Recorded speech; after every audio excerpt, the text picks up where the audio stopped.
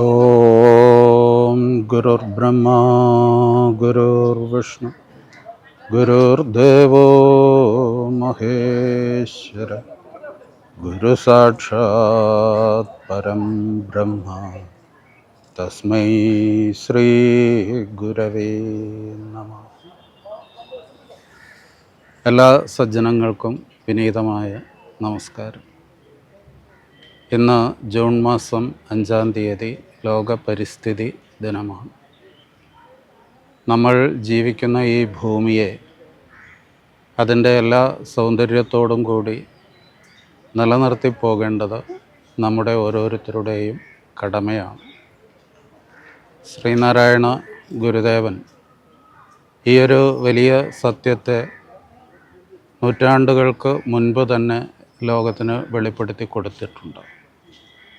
പാരിസ്ഥിതികമായ നാശം ഇന്നത്തേക്കാൾ വളരെ പരിമിതമായ തോതിൽ മാത്രമായിരുന്നു അന്ന് ഉണ്ടായിരുന്നതെങ്കിലും വരാനിരിക്കുന്ന ലോകത്തിൻ്റെ പാരിസ്ഥിതികമായിട്ടുള്ള നാശത്തെ മുൻകൂട്ടി കാണുവാൻ കഴിഞ്ഞ മഹാത്മാവാണ് ശ്രീനാരായണ ഗുരുദേവൻ. ലോകത്ത് പാരിസ്ഥിതികമായിട്ടുള്ള നാശം ആരംഭിക്കുന്നത് ഒരുപക്ഷെ വ്യാവസായിക വിപ്ലവത്തോടു കൂടിയായിരിക്കാം. ശാസ്ത്ര സാങ്കേതിക വിദ്യകൾ യൂറോപ്പ് കേന്ദ്രീകരിച്ചുകൊണ്ട് വളരെ വികസിക്കുകയും അതിൻ്റെ ഫലമായിട്ട് അതുവരെ കാർഷിക വൃത്തിയെ മാത്രം ഉപാധിയാക്കിക്കൊണ്ട് ഉപജീവനം നടത്തിക്കൊണ്ടിരുന്ന ജനസമൂഹം പിന്നീട് അവരുടെ ഉപജീവനത്തിനുള്ള ഉപാധി വൻ വ്യവസായശാലകളായി മാറുകയും അവിടുത്തെ തൊഴിലാളികളായി പണിയെടുക്കുകയും ചെയ്യുന്ന നിലയിലേക്ക് ലോകത്ത് വലിയൊരു മാറ്റം സംഭവിച്ചു. വളർന്നു വന്ന പുതിയ ഒരു വർഗം, ആധുനിക മുതലാളി വർഗമെന്ന് വിളിക്കപ്പെടുന്ന ആ വിഭാഗം, അവരുടെ നിലനിൽപ്പിനും വളർച്ചയ്ക്കും അതികഠിനമായ നിലയിൽ പ്രകൃതിയെ ചൂഷണം ചെയ്യാൻ തുടങ്ങിയതോടുകൂടിയാണ് ലോകത്ത് പാരിസ്ഥിതികമായിട്ടുള്ള നാശം അതിൻ്റെ രൂക്ഷതയെ പ്രാപിക്കുന്നത്. അതിൻ്റെ ഒരു സമാരംഭം മാത്രമേ കഴിഞ്ഞ നൂറ്റാണ്ടിൻ്റെ തുടക്കത്തിൽ കുറിക്കപ്പെട്ടിരുന്നുള്ളൂ. പക്ഷേ അത് സൃഷ്ടിക്കുന്ന പാരിസ്ഥിതികമായ ആഘാതത്തെ ശ്രീനാരായണ ഗുരുദേവൻ വളരെ മുൻപ് തന്നെ തിരിച്ചറിയുകയും ഗുരുദേവൻ അത് സംബന്ധിച്ച് നടരാജഗുരുവുമായിട്ടുള്ള സംഭാഷണ മധ്യേ വെളിപ്പെടുത്തുകയും ചെയ്തിട്ടുണ്ട്. ഗുരു അരുൾ എന്ന ഗ്രന്ഥത്തിൽ നടരാജഗുരു അക്കാര്യം രേഖപ്പെടുത്തിയിട്ടുണ്ട്. ഗുരുവിൻ്റെ വാക്കുകൾ: മനുഷ്യൻ എന്ന ജീവി ഈ ഭൂമുഖത്തില്ലാതെ പോയിരുന്നെങ്കിൽ മറ്റ് ജീവജാലങ്ങൾക്ക് ഇവിടെ സ്വസ്ഥമായി സുഖമായി കഴിയാമായിരുന്നു എന്നും മനുഷ്യൻ്റെ ഒടുങ്ങാത്ത തൃഷ്ണ മൂലം അവൻ ഈ പ്രകൃതിയുടെ ആഴങ്ങളിലേക്ക് ഇറങ്ങിച്ചെന്ന്, ഭൂമിയുടെ ആഴങ്ങളിലേക്ക് ഇറങ്ങിച്ചെന്ന് ഇതിൻ്റെ വ്യവസ്ഥയാകെ തന്നെ തകർത്ത് കളയുന്നതായും ശ്രീനാരായണ ഗുരുദേവൻ അന്നേ തന്നെ പറഞ്ഞിട്ടുണ്ട്. അതിൻ്റെ ഏറ്റവും ഭീകരമായ രൂപമാണ് നമുക്കിന്ന് കാണാൻ കഴിയുന്നത്. നമ്മുടെ ഭൂമിയുടെ വ്യവസ്ഥയാകെ തന്നെ തകർന്നുകൊണ്ടിരിക്കുന്ന നിലയാണ് ഇപ്പോൾ വന്നിട്ടുള്ളത്. കാലാവസ്ഥാ വ്യതിയാനവും കാലം തെറ്റി പെയ്യുന്ന മഴയും അതുപോലെ ഭൂമിയിൽ ഉണ്ടായിക്കൊണ്ടിരിക്കുന്ന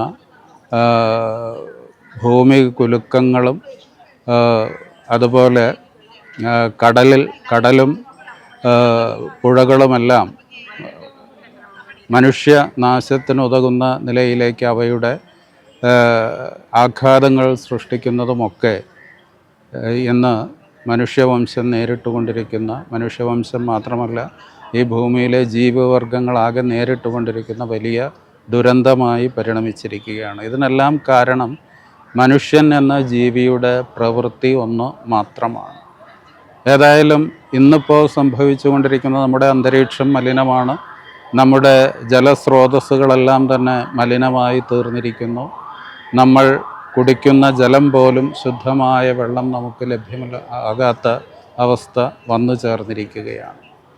അപ്പോൾ ഇനി വരുന്ന തലമുറയുടെ നിലനിൽപ്പിന് ഇന്ന് തന്നെ നമുക്കറിയാവുന്നതാണ്, ലോകത്തെ ഏറ്റവും വലിയ വ്യവസായമായിട്ടിപ്പോൾ മാറിക്കൊണ്ടിരിക്കുന്നത് ആതുര രംഗമാണ്.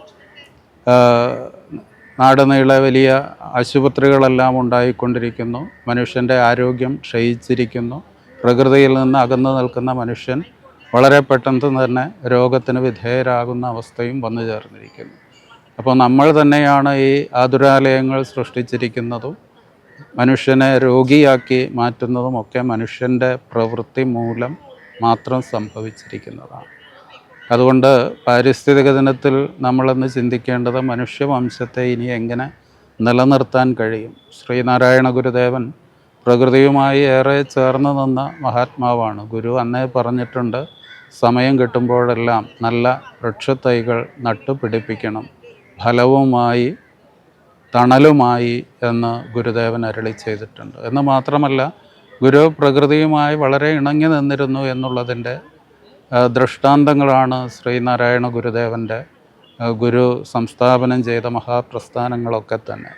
അത് മരുത്വാമലയും അരുവിപ്പുറവും ശിവഗിരിയും ആലുവ അദ്വൈതാശ്രമവും കുന്നുംപാറ ക്ഷേത്രവും മഠവും ഒക്കെ നോക്കിക്കഴിഞ്ഞാൽ എത്ര പ്രകൃതി രമണീയമായിട്ടുള്ള ഇടങ്ങളാണ് ഗുരുദേവൻ അവിടുത്തെ പ്രവർത്തനങ്ങളുടെ കേന്ദ്രങ്ങളായി തിരഞ്ഞെടുത്തത് എന്ന് നമുക്ക് മനസ്സിലാക്കാനായിട്ട് കഴിയും.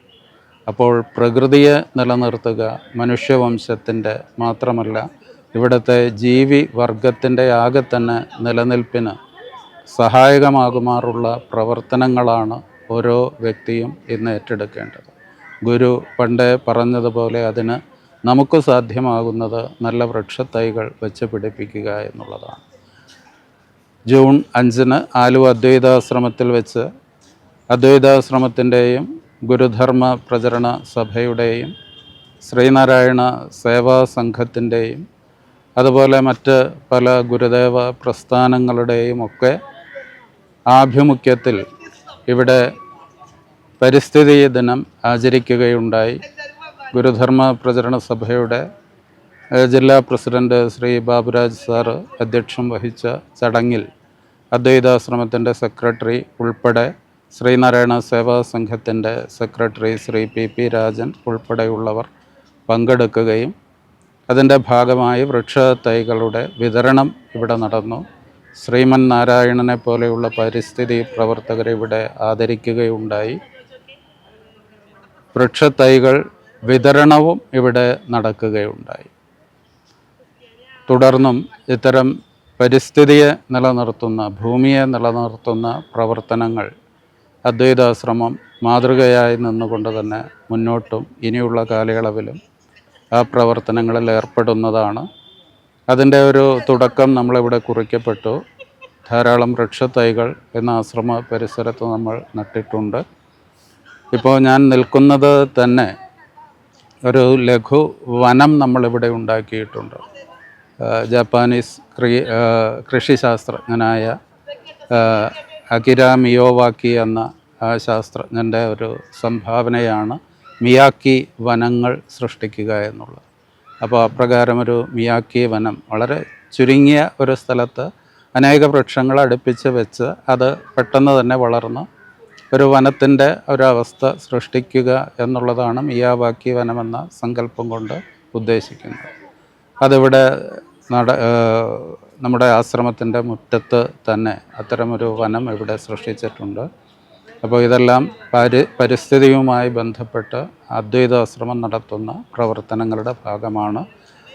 അതോടൊപ്പം തന്നെ ആശ്രമത്തിൻ്റെ ഭാഗമായിട്ടുള്ള വാൽമീകി കുന്നിൽ ഇതിനകം തന്നെ ഏതാണ്ട് 3000-ഓളം വൃക്ഷത്തൈകൾ നമ്മൾ നട്ട് പിടിപ്പിച്ചിട്ടുണ്ട്. അതെല്ലാം ഭംഗിയായി ഇപ്പോൾ വളർന്നു വരുന്നുണ്ട്. അവിടെ ഉണ്ടായിരുന്ന പാഴ്മരങ്ങൾ കുറേയൊക്കെ നീക്കം ചെയ്തുകൊണ്ടാണ് ഫലവൃക്ഷ തൈകൾ നട്ട് പിടിപ്പിച്ചിരിക്കുന്നത്. അതെല്ലാം സംരക്ഷിച്ചും പോരുന്നു. അപ്പോൾ ഇങ്ങനെയുള്ള പരിസ്ഥിതിയെ നിലനിർത്തുന്ന അതിനെ സംരക്ഷിക്കുന്ന പ്രവർത്തനങ്ങൾ തുടർന്നും ആലുവ അദ്വൈതാശ്രമത്തിൻ്റെ ഭാഗത്തു നിന്ന് ഉണ്ടാകുമെന്ന് സജ്ജനങ്ങളെ അറിയിക്കുകയാണ്. ഗുരുധർമ്മ പ്രചാരസഭ എറണാകുളം ജില്ലയും ആലുവ അദ്വൈതാശ്രമവും സഹകരിച്ചുകൊണ്ട് ജൂൺ 5 ലോക പരിസ്ഥിതി ദിന ആചരണം നടത്തുകയുണ്ടായി. ഇന്നത്തെ കാലഘട്ടത്തിൽ പരിസ്ഥിതി സംരക്ഷണം ഏറ്റവും അനിവാര്യമായിരിക്കുന്ന സമയമാണ്. ഏകദേശം ഒരു നൂറ്റാണ്ട് മുമ്പ് ശ്രീനാരായണ ഗുരുദേവൻ പരിസ്ഥിതി നാശത്തെക്കുറിച്ച് ഉത്കണ്ഠപ്പെട്ടിരുന്നു.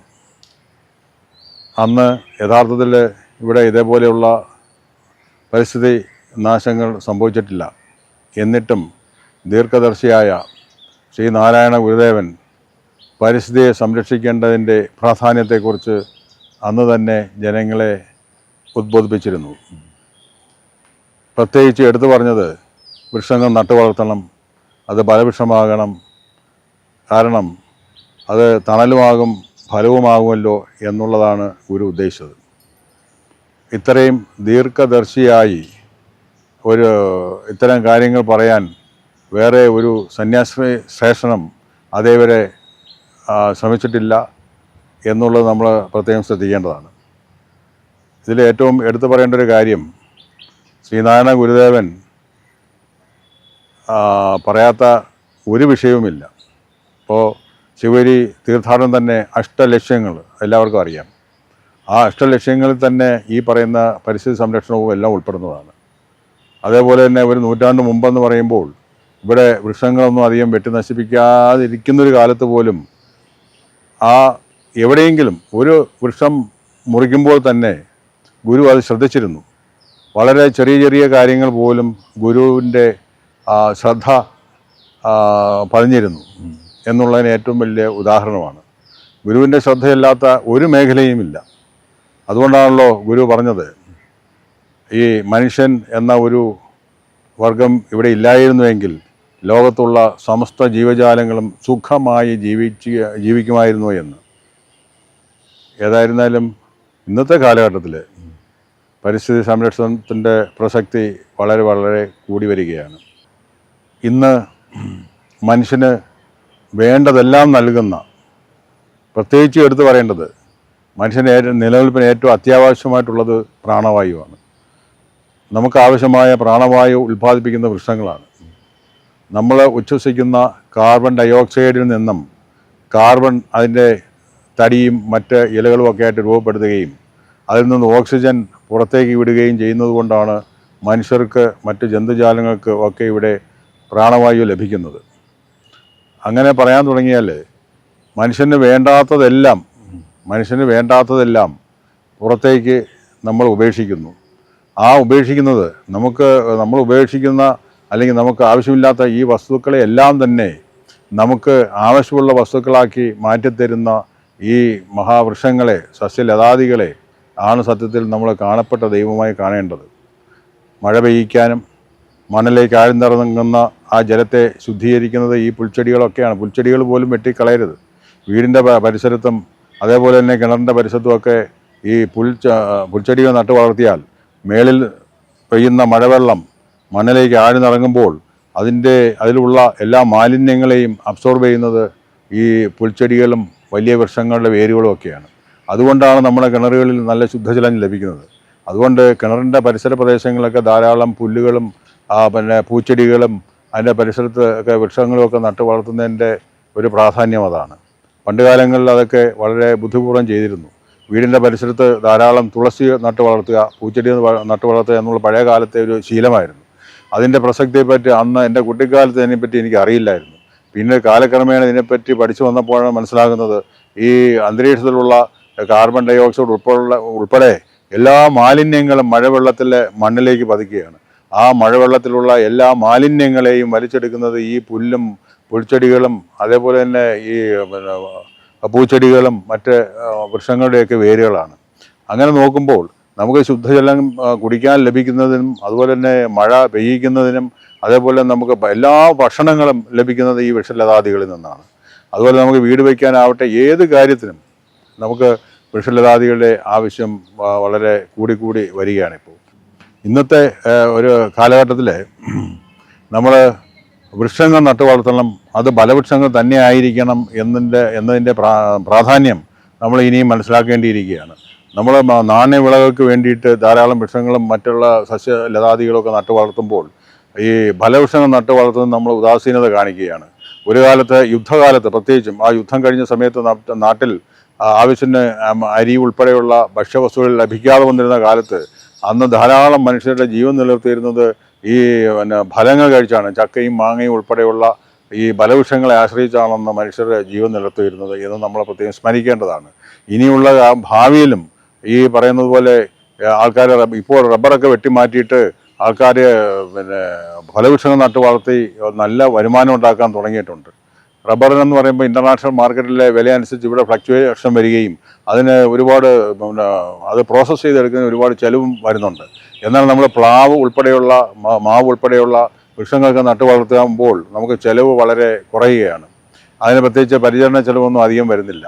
ഇപ്പോൾ തന്നെ ഒരു മാങ്ങ വാങ്ങണമെങ്കിൽ 4 തേങ്ങ കൊടുക്കേണ്ട അത്രയും വ്യത്യാസത്തിൽ അതിൻ്റെ വില വന്നിരിക്കുകയാണ്. അതുപോലെ ഒരു ചക്കയ്ക്ക് 100, 200, 500, 1000 രൂപ വരെ വില കിട്ടുന്ന അവസ്ഥ ഇന്ന് ഉണ്ടായിട്ടുണ്ട്. കാലം മാറി വരികയാണ്. ഇനിയുള്ള കാലത്ത് മനുഷ്യരുടെ ആരോഗ്യത്തിന് ഏറ്റവും അനിവാര്യമായിട്ടുള്ളതാണ് ഈ ഫലങ്ങൾ. പ്രത്യേകിച്ച് മാമ്പഴം, ചക്ക എല്ലാം തന്നെ മനുഷ്യൻ്റെ ആരോഗ്യത്തിന് ഏറ്റവും അനിവാര്യമായിട്ടുള്ള ഭക്ഷ്യവസ്തുക്കളാണെന്ന് ഇന്ന് ജനം തിരിച്ചറിഞ്ഞിരിക്കുകയാണ്. അതുകൊണ്ട് തന്നെ അതിന് വില വളരെ നന്നായി കൂടിയിട്ടുമുണ്ട്. അപ്പോൾ ശ്രീനാരായണ ഗുരുദേവൻ ഒരു നൂറ്റാണ്ട് മുമ്പ് പറഞ്ഞതാണ് ഫലവൃക്ഷങ്ങൾ നട്ടു വളർത്തണം തണലുമായി ഫലവുമായി എന്നുള്ളത്. അത് എത്രയോ ഇന്നത്തെ കാലത്ത് അത് പ്രസക്തമായി മാറിയിരിക്കുന്നു. നമ്മൾ ഫലവൃക്ഷങ്ങളൊക്കെ വെട്ടിമാറ്റിയിട്ട് റബ്ബർ നട്ടു വളർത്തിയ സമയത്ത് അന്ന് ആൾക്കാർ പണത്തിന് വേണ്ടിയിട്ട് അല്ലെ വരുമാന വർധനവിന് വേണ്ടി അന്നത് ചെയ്തതിൻ്റെ ദോഷങ്ങൾ നമ്മളിന്ന് അനുഭവിച്ചുകൊണ്ടിരിക്കുകയാണ്. ഇന്ന് ഈ കാലാവസ്ഥാ വ്യതിയാനം ഉൾപ്പെടെയുള്ള എല്ലാ പ്രശ്നങ്ങളും കാരണം നമ്മുടെ ഈ വൃക്ഷങ്ങളുടെ നാശമാണ്. ഇന്ന് ഗ്ലോബൽ വാർമിങ് ഇന്ന് ലോകം നേരിടുന്ന ഏറ്റവും വലിയൊരു പ്രശ്നമാണ്. ഗ്ലോബൽ വാർമിങ്ങിനെ തടയാനായിട്ടുള്ള ഒരേ ഒരു മാർഗം വൃക്ഷങ്ങളാണ്. കാരണം ഈ പറയുന്ന സൂര്യതാപത്തെ അബ്സോർബ് ചെയ്ത് ആ സൂര്യതാപത്തെ ശരിക്കും അത് വലിച്ചെടുത്ത് അതിനെ ഈ തടിയും മറ്റ് ജൈവവസ്തുക്കളായിട്ട് കൺവെർട്ട് ചെയ്ത് അത് മണ്ണിൽ അത് സൂക്ഷിക്കാൻ കഴിയുന്ന ഒരേ ഒരു ഉപാധി എന്ന് പറയുന്നത് വൃക്ഷങ്ങൾ മാത്രമാണ്. അതായത് ആഗോള താപനത്തിനുള്ള ഒരേ ഒരു പരിഹാര മാർഗം എന്ന് പറയുന്നത് വൃക്ഷങ്ങൾ നട്ടു വളർത്തുക എന്നുള്ളത് മാത്രമാണ്. അതിന് ഓൾട്ടർനേറ്റീവ് ഓപ്ഷൻസ് ഒന്നുമില്ല. നമുക്ക് ഈ ഭക്ഷണം ഉൽപ്പാദിപ്പിക്കുക എന്നുള്ളത് മാത്രമല്ല, നമുക്ക് പഴയ കാലങ്ങളിലത്തെ പോലെ ഭക്ഷണം പാചകം ചെയ്യാനും നമുക്ക് ഈ തടിയും മറ്റുള്ള എല്ലാ വസ്തുക്കളും നമുക്ക് ആവശ്യമാണ്. നമ്മുടെ ഈ വിദേശ രാജ്യങ്ങളിൽ ഗ്യാസും മറ്റ് ഈ പെട്രോളിയം ഉൽപ്പന്നങ്ങളൊക്കെ നമ്മളിവിടെ ഇറക്കുമതി ചെയ്ത് നമ്മുടെ വിദേശ നാണ്യം വലിയ തോതിൽ നഷ്ടപ്പെട്ടുകൊണ്ടിരിക്കുമ്പോൾ നമ്മുടെ നാട്ടിലെ സുലഭമായിട്ടുള്ള പ്രത്യേകിച്ച് ഈ ഭൂമധ്യ രേഖയോട് ചേർന്ന് കിടക്കുന്ന നമ്മുടെ നാട്ടിൽ ധാരാളം സൂര്യപ്രകാശം ലഭിക്കുന്നതുകൊണ്ട് തന്നെ ധാരാളം ജലവും ഉള്ളത് കൊണ്ട് തന്നെ നല്ല രീതിയിൽ നമുക്ക് വൃക്ഷലതാദികൾ നട്ടു വളർത്താൻ കഴിയും. അപ്പോൾ അത് തന്നെ നമുക്ക് ഈ ഫയർവുഡായിട്ടൊക്കെ ഉപയോഗിക്കുകയാണെങ്കിൽ ഈ വിദേശ രാജ്യങ്ങളിൽ നിന്ന് വിദേശ നാണ്യം കൊടുത്ത് വാങ്ങുന്ന ഈ പെട്രോളിയം പ്രോഡക്ട്സിനെ ഒരുപാട് കുറയ്ക്കാൻ പറ്റും. അങ്ങനെ നമ്മൾ സ്വാശ്രയത്തിലൂടെയും സ്വയം പര്യാപ്തതയിലൂടെ മാത്രമേ നമുക്ക് സുസ്ഥിര വികസനം സാധ്യമാകൂ. അതിന് ഏറ്റവും അനിവാര്യമായിട്ടുള്ളത് നമ്മൾ വൃക്ഷലതാദികൾ ധാരാളമായി നട്ടു വളർത്തുക എന്നുള്ളത് മാത്രമാണ് ഇന്നത്തെ നമുക്കുള്ള ഒരേ ഒരു പോംവഴി. എല്ലാ ജീവജാലങ്ങളും ആഗ്രഹിക്കുന്നത് ശാശ്വതമായ സുഖമാണ്. നമുക്ക് ഈ ലോകത്ത് ശാശ്വതമായ സുഖം സാധ്യമാകണമെങ്കിൽ നമ്മുടെ മനസ്സിനൊരു താളമുണ്ട്, പ്രകൃതിക്കൊരു താളമുണ്ട്. അത് തമ്മിലൊരു ലയം വേണം. മനുഷ്യനും മറ്റ് സസ്യലതാദികളും തമ്മിലുള്ള ആ താളത്തിലെ ഒരു ലയം വരുമ്പോൾ മാത്രമേ നമുക്ക് മനുഷ്യന് ഇവിടെ ശാന്തിയോടും സുഖത്തോടും ജീവിക്കാൻ കഴിയൂ എന്നുള്ള ഒരു വസ്തുത നമ്മൾ ഇനിയും മനസ്സിലാക്കേണ്ടിയിരിക്കുകയാണ്. ഒരിക്കലും പ്രകൃതിയിൽ നിന്ന് മനുഷ്യന് അകന്ന് ജീവിക്കാൻ പറ്റില്ല. അതേപോലെ തന്നെ ഈ മനുഷ്യനില്ലെങ്കിൽ ഇവിടെ പ്രകൃതിയിൽ യാതൊരു കുറവുണ്ടാവില്ല. പക്ഷേ മനുഷ്യൻ ഇവിടെ ജീവിക്കുമ്പോൾ അവിടെ ഈ നമ്മുടെ പ്രകൃതിയെ നമ്മൾ നല്ല രീതിയിൽ പരിഗണിക്കേണ്ടതുണ്ട്. അതല്ല എങ്കിൽ അത് മനുഷ്യരുടെ നാശത്തിലേക്കായിരിക്കും അവസാനം കൊണ്ടെത്തിക്കുക എന്ന് നമ്മൾ പ്രത്യേകം സ്മരിക്കേണ്ടതാണ്. ഏതായാലും ഗുരുവിൻ്റെ ഇത്രയും വർഷങ്ങൾക്ക് മുമ്പുള്ള ഒരു നൂറ്റാണ്ട് മുമ്പ് തന്നെയുള്ള ആ ഒരു ഉദ്ബോധനം നമ്മൾ ഇനിയെങ്കിലും ഉൾക്കൊണ്ട് മുന്നോട്ട് പോകണം എന്നാണ് ഈ ലോക പരിസ്ഥിതി ദിനത്തിൽ വ്യക്തിപരമായി എനിക്ക് പറയാനുള്ളത്. സ്വാമിജി മാവിനാശാല ഉൾപ്പെട്ട ബഹുമാനിതർക്കും സദസ്സിലെ പുണ്യ സുമനസ്സുകൾക്കും ഹൃദയപ്രണാമം. ഇന്ന് പരിസ്ഥിതി ദിനമാണ്. പരിശുദ്ധി, ശുദ്ധി ഉറപ്പാക്കുക, പാവനത ഉറപ്പാക്കുക, പൂർണ്ണത ഉറപ്പാക്കുക, സ്ഥിതി ഉറപ്പാക്കുക. ഇപ്പൊ എന്തിന്റെ സ്ഥിതി മീൻസ് നമ്മളുടെ ചുറ്റുപാടുകളുടെ പ്രകൃതിയിലെ ഇതിനു മുമ്പുണ്ടായിരുന്ന സുലഭവും സുന്ദരവും അതിമോഹനവുമായ അവസ്ഥ, വെള്ളത്തിന്റെ, വായുവിന്റെ, ഭൂമിയുടെ ആ സ്ഥിതി ഉറപ്പാക്കാൻ വേണ്ടിയിട്ടുള്ള ഒരു ബോധനം, ഒരു സൂചന ആണ് പരിസ്ഥിതി ദിന ആചരണം. നമ്മളുടെ വെള്ളം നമുക്ക് ശുദ്ധമായിരുന്നു, നമ്മുടെ വായു ശുദ്ധമായിരുന്നു, ഭൂമി ശുദ്ധമായിരുന്നു. ഇതെല്ലാം മാറി മറിഞ്ഞു. 3 മിനിറ്റ് ശ്വസിക്കാതെ ജീവിക്കാൻ സാധിക്കില്ല. 3 ദിവസം വെള്ളം കുടിക്കാതെ ജീവിക്കാൻ സാധിക്കില്ല. 3 ആഴ്ച ഭക്ഷണം കഴിക്കാതെ ജീവിക്കാൻ സാധിക്കില്ല. 3 മിനിറ്റ് ശ്വസിക്കാതെ ജീവിക്കാൻ സാധിക്കാത്ത നാം ശ്വസിക്കുന്ന വായു ഏറ്റവും മോശം, ഏറ്റവും മലിനം. 3 ദിവസം വെള്ളം കുടിക്കാതെ ജീവിക്കാൻ സാധിക്കാത്ത നമ്മൾ കുടിക്കുന്ന വെള്ളം ഏറ്റവും മലിനം. കടത്തിന് മുതലേ കടലിലെ വെള്ളം വരെ ദുഷിച്ചു. 3 ആഴ്ച ഭക്ഷണം കഴിക്കാതെ ജീവിക്കാൻ സാധിക്കാത്ത നാം കഴിക്കുന്ന എന്തെങ്കിലും ഒരു ഭക്ഷണം ജൈവനായിട്ട് ശുദ്ധമായിട്ടുണ്ടോ? ഇതെന്താ കാരണം? ഇതാരാതിന് കാരണക്കാരൻ? ഇതിന്റെയൊക്കെ കാരണം അന്വേഷിച്ച് ചെന്നാൽ ഞാനാണ് അന്വേഷിക്കുന്നത്, എന്നിൽ നിങ്ങൾ അന്വേഷിക്കണമെങ്കിൽ നിങ്ങൾ. ഇതിന്റെയൊക്കെ കാരണക്കാരൻ നിങ്ങൾ തന്നെ. 9 കോടി കൊല്ലമായി നമ്മുടെ പശ്ചിമഘട്ടം ഉണ്ടായിട്ട്. 9 കോടി. ഒരു 3000 കൊല്ലം ആയി മനുഷ്യന്റെ പാദം അവിടെ സ്പർശിച്ചിട്ടുണ്ട്. ഒരു 300 കൊല്ലമായി ആക്രമണം തുടങ്ങിയിട്ടു. പക്ഷെ അന്നൊന്നും ആക്രമിച്ച 300 കൊല്ലത്തിന് മുമ്പൊക്കെ പശ്ചിമഘട്ടത്തെ ആക്രമിച്ച പശ്ചിമഘട്ടത്തിന് ഒന്നും സംഭവിക്കാനില്ല. അത്ര സമ്പന്നം, സമ്പുഷ്ടം, സമൃദ്ധം, സർവ ഐശ്വര്യ സമന്വയം പശ്ചിമഘട്ടം. പക്ഷെ ഒരു 30 കൊല്ലമായിട്ട് മുച്ചൂടും കുടിച്ചു, സർവവും നശിപ്പിച്ചു. ദുരയും മാർത്തിയും കൊടുക്കാലസ്ഥതയും സ്വാധീനങ്ങളും എല്ലാം ഉപയോഗിച്ച് ചൂഷണം അതിന്റെ അങ്ങേറ്റത്തെത്തി. പശ്ചിമഘട്ടമാണ് നമ്മുടെ ജീവിതത്തെ എല്ലാം സമ്പന്നമാക്കിക്കൊണ്ടിരിക്കുന്നത്. പശ്ചിമഘട്ടമാണ് നമ്മുടെ വായുവിനെ ശുദ്ധമാക്കുന്നത്. പശ്ചിമഘട്ടമാണ് നമ്മുടെ വെള്ളത്തെ ശുദ്ധമാക്കുന്നത്. നമ്മുടെ എല്ലാം നിശ്ചയിക്കുന്ന പശ്ചിമഘട്ടമാണ്. ആ പശ്ചിമഘട്ടത്തെ പോലും വെറുതെ വിടുന്നില്ല. അതിനെല്ലാം പല വിധത്തിലുള്ള ആക്രമണങ്ങൾക്ക് വിധേയമായി. ഇപ്പൊ പരിസ്ഥിതിയെ പറ്റി നമ്മൾ ഒരുപാട് ആചാരമാവും. പരിസ്ഥിതി ദിനത്തിൽ ഒരുപാട് വൃക്ഷങ്ങൾ വെക്കും, ഒരുപാട് സെമിനാറുകൾ നടത്തും. പക്ഷേ അത് എന്തിനു വേണ്ടി, എന്തുകൊണ്ട് അത് ചെയ്യണം, എന്തുകൊണ്ടത് എന്നുള്ള ആ ഒരു അവബോധം മനസ്സിലാക്കിയിട്ട് ഉള്ള ഒരു പ്രവർത്തനം വളരെ വിരളം. എന്തിനു മരങ്ങൾ വയ്ക്കണം? മരങ്ങൾ എന്തിനു വയ്ക്കണം? പരിസ്ഥിതിയായിട്ട് ഏറ്റവും ബന്ധപ്പെട്ടത് മരങ്ങളാണ്. മരങ്ങൾ എന്തിനു വയ്ക്കണം എന്ന് മനസ്സിലാക്കുമ്പോഴേ മരങ്ങൾ വയ്ക്കുന്നതിന്റെ മഹത്വം മനസ്സിലാവുള്ളൂ, മരങ്ങളെ സംരക്ഷിക്കാൻ നോക്കുള്ളൂ. 25 വർഷങ്ങൾക്ക് മുമ്പുണ്ടായിരുന്നതിന്റെ 25% മരങ്ങൾ വെട്ടിക്കളഞ്ഞു. 25 വർഷം മുമ്പുണ്ടായിരുന്ന മരങ്ങളുടെ 75% ഇന്നുള്ളൂ.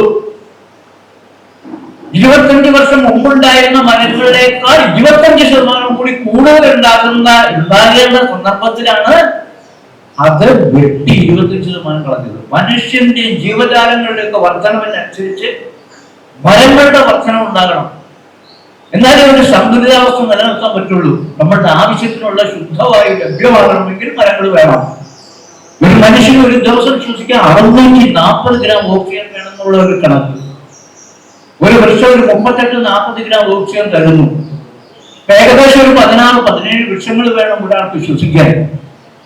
അതേമാതിരി തന്നെ നമ്മുടെ തന്നെ ഏറ്റവും നീചവും നിന്ദ്യമായ പ്രവർത്തനങ്ങളെ കൊണ്ട് 1 കിലോ കാർബൺ ഡയോക്സൈഡ് വെച്ച് സ്വീകരിക്കാൻ നമ്മൾ ബാധ്യസ്ഥരായിരിക്കാണ് ഈ ആനുകാലിക ഘട്ടത്തില്. ഈ കാർബൺ ഡയോക്സൈഡ് മരങ്ങൾ സ്വീകരിക്കണം. മരത്തിന് ഒരു 50 ഗ്രാം കാർബൺ ഡൈ ഓക്സൈഡ് സ്വീകരിക്കാനേ പറ്റൂ. അപ്പൊ അതുകൊണ്ട് ആരോഗ്യവിഹിതമായ 1 കിലോ കാർബൺ ഡൈ ഓക്സൈഡ് സ്വീകരിക്കണമെങ്കിൽ 20 വൃക്ഷങ്ങൾ വേണം. അതുകൊണ്ടാണ് നമ്മുടെ APJ Abdul Kalam X president പറഞ്ഞത്, ഒരു മനുഷ്യൻ ഇവിടെ ജനിച്ച് ജീവിച്ച് മരിച്ചു പോകുന്നതിന് മുമ്പ് 20 വൃക്ഷങ്ങൾ വെച്ചിട്ട് വേണം പോകാൻ. ഇല്ലെങ്കിൽ അവനെ ഞാൻ തിന്ന ചോറിന് നന്ദിയില്ലാത്ത കൃതജ്ഞനെന്ന് വിളിക്കും. അങ്ങനല്ല നമ്മുടെ പ്രസിഡന്റ്. ഇത്ര ഇമ്പോർട്ടന്റ് ആണ് വൃക്ഷങ്ങൾ. വൃക്ഷങ്ങളില്ലെങ്കിൽ മരമില്ലെങ്കിൽ കഴിഞ്ഞോ. പിന്നെ മരണമാണെങ്കിലും മനുഷ്യ. മതമില്ലെങ്കിലും വാഴാം, എന്നാൽ മരമില്ലെങ്കിലും വാഴില്ല. അത്ര ഇമ്പോർട്ടന്റ് ആണ്. അതുകൊണ്ടാണ് ദശകൂപ സമാഭാവി ദശഭാവി സമോഹൃത ദശഹൃത സമോ പുത്ര ദശപുത്ര സമോ ദ്രുമ എന്ന് നമ്മുടെ ആചാര്യന്മാര് നമുക്ക് പറഞ്ഞു തന്നു. മനുഷ്യ കുലത്തിന്റെ നിലനിൽപ്പിന്, മറ്റ് ജീവജാലങ്ങളുടെ നിലനിൽപ്പിന് മരങ്ങളുടെ അത്രയും ഒരു പ്രാധാന്യം മറ്റൊന്നിനുമില്ല. അതുകൊണ്ടാണ് ഇത്തരത്തിന് ഉദാഹരിച്ച് ഒരു ദർശനം നമുക്ക് പകർന്നു തന്നത്. 10 കിണർ ഒരു കുളത്തിന് സമം, 10 കുളം ഒരു തടാകത്തിന് സമം, 10 തടാകം ഒരു പുത്രന് സമം, 10 പുത്രൻ ഒരു വൃക്ഷത്തിന് സമം. എത്ര ഉദാത്തമായ ഉദാഹരണമാണ് നമുക്ക് പറഞ്ഞു തരുന്നത്. ഒരു വൃക്ഷത്തെ ഉപമിക്കുന്നത് അത്രയ്ക്ക് ആ വൃക്ഷത്തെ സംരക്ഷിക്കാനുള്ള പ്രയത്നം വയ്ക്കാനുള്ളതല്ല, പക്ഷിത്തങ്ങൾ ഫോട്ടോ എടുത്ത് പോകാനുള്ളതല്ല, പക്ഷെ വളർത്തിയെടുക്കാനുള്ള ഒരു വലിയ മനസ്സ്.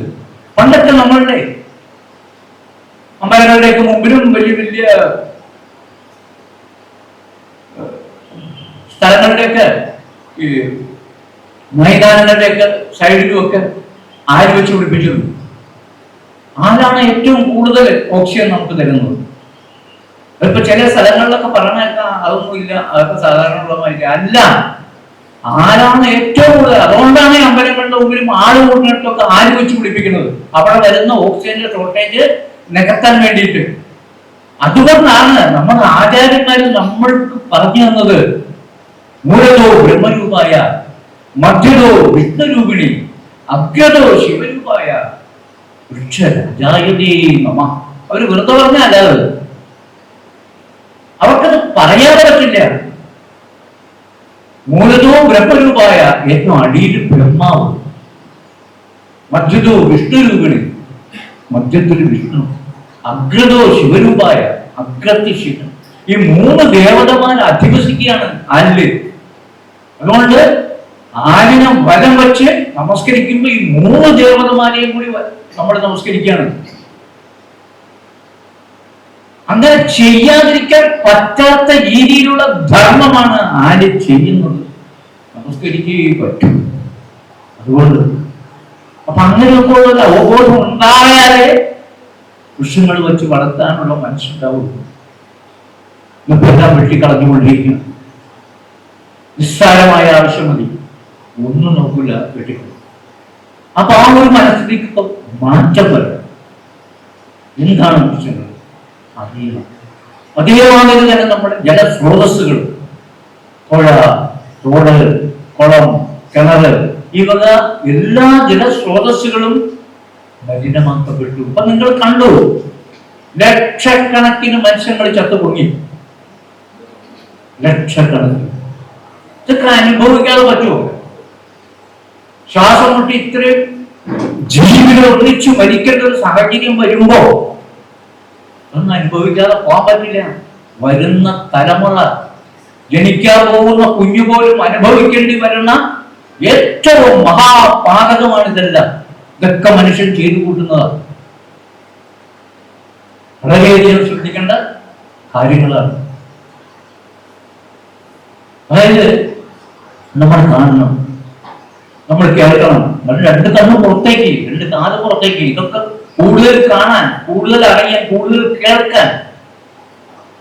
എന്നിട്ട് നമ്മൾക്ക് സംസ്കരണം ഉള്ളിൽ നടക്കാൻ.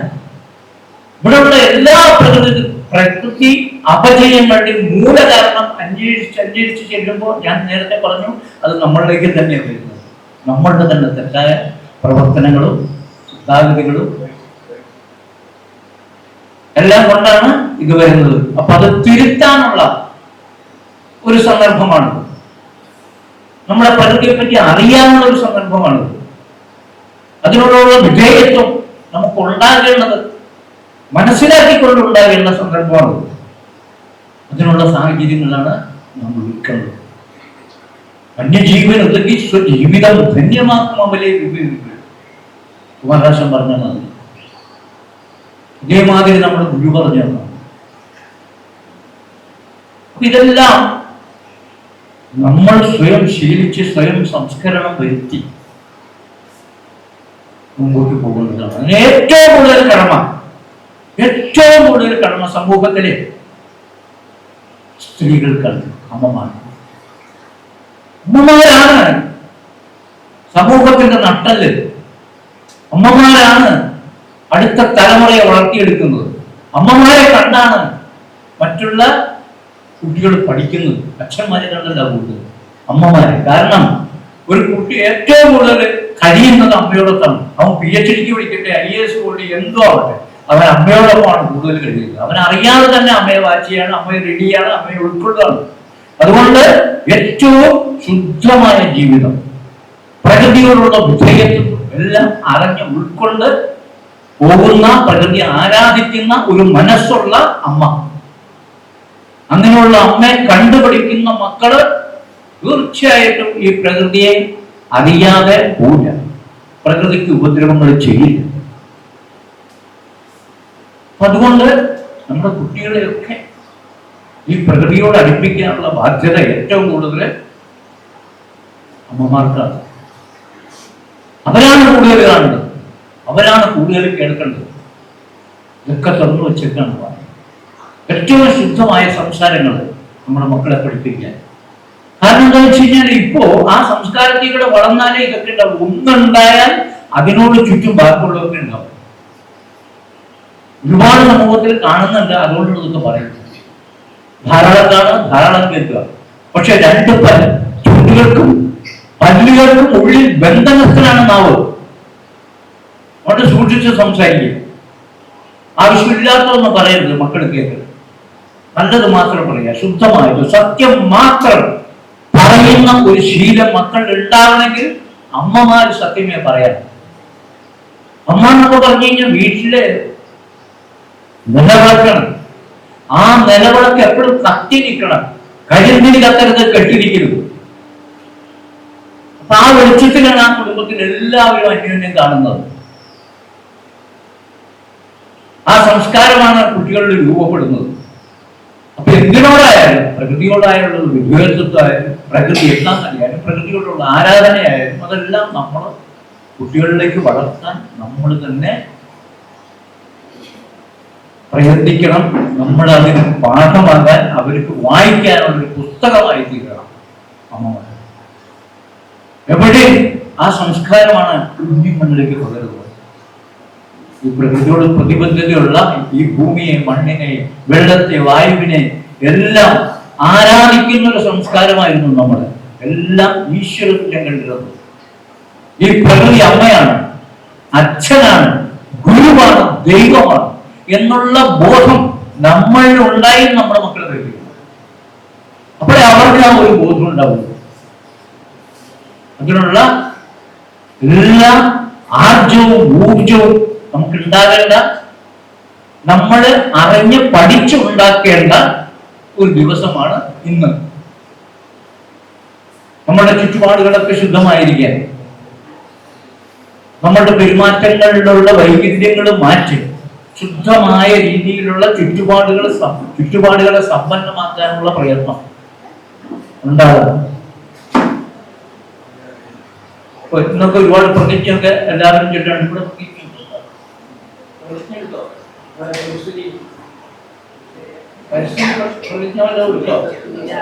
ഇവിടെ ഒരുപാട് പ്രതിജ്ഞകൾ. ഇന്നിപ്പോ ഞാനൊരു 5-8 സ്ഥലത്ത് പോയി, എല്ലാ സ്ഥലത്തും പ്രതിജ്ഞ മാത്രമേ ഉള്ളൂ, വേറെ ഒന്നുമില്ല. അത് കഴിഞ്ഞ് ഞാൻ കടലാസ് കൊണ്ട് ചുറ്റി പിടിക്കാറില്ല, അതൊന്നും വേണ്ട. അവരിലേക്ക് ആക്കാതെ ഇപ്പോഴത്തെ ഈശ്വരതുല്യം ആരാധിച്ച് ആരാധനയോട് കൂടി വേണം ഒരു വൃക്ഷത്തെ സമീപിക്കാനും നോക്കാനും. ആരാധനയോടും എന്തെല്ലാം എത്ര എത്ര ഉദാത്തമായ ഒരു പ്രതീകമാണ് വൃക്ഷം. നിഷ്കളങ്കതയുടെ, നിസ്വാർത്ഥതയുടെ, എല്ലാം മറ്റുള്ളവർക്ക് വേണ്ടി ത്യജിക്കുന്നതിന്റെ ഏറ്റവും മൂർത്തിമൻ ഭാവമാണ് വൃക്ഷങ്ങൾ. അതൊക്കെ സ്വയം മനസ്സിലാക്കുക, ഇത് മക്കളെ പഠിപ്പിക്കുക, അവരെ പ്രകൃതിയോട് അടുപ്പിക്കുക. പ്രകൃതി എന്താ, പരിസ്ഥിതി എന്താ, ആവാസ വ്യവസ്ഥ എന്താ, ഇവയ്ക്കൊന്നും ഒരു ദുഃഖവും വരുത്താതെ ജീവിക്കാനുള്ള ശ്രമം തുടങ്ങണം. ഇന്നും പ്രത്യേകിച്ച് വായിക്കുക, ധാരാളം വായിക്കുക, ധാരാളം വായിക്കുക.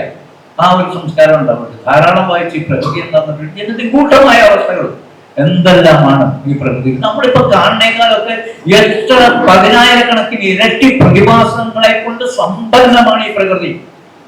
അത് ആഴത്തിൽ അറിയാനുള്ള ശ്രമം കൊണ്ടേ നമുക്ക് മനസ്സിലാവുള്ളൂ. മനസ്സിലാക്കി കഴിഞ്ഞാൽ നമ്മൾ അത്ഭുതം പോയി ഇടിപെട്ടെ വരി പോകും. അത്രയ്ക്ക് ഇതൊരു പൂ വിരിഞ്ഞ് നിൽക്കാന്ന് പറഞ്ഞാൽ നിസ്സാര കാര്യമല്ല. ഒരു പഴം ഒരു വൃക്ഷത്തുമ്പോണ്ടാകുന്ന നിസ്സാര കാര്യമില്ല. അതൊക്കെ ഒരുപാട് ഈ പ്രകൃതിയിലുള്ള പ്രതിഭാസങ്ങൾ അതിൽ പ്രവർത്തിച്ചിട്ടുണ്ട്, അതൊക്കെ ഉണ്ടാവണം. അതുകൊണ്ടാണ് അതിനെ ആരാധനയോട് നോക്കണം എന്ന് പറഞ്ഞത്. അങ്ങനെ എല്ലാം ഉൾക്കൊണ്ടും എല്ലാം അറിഞ്ഞും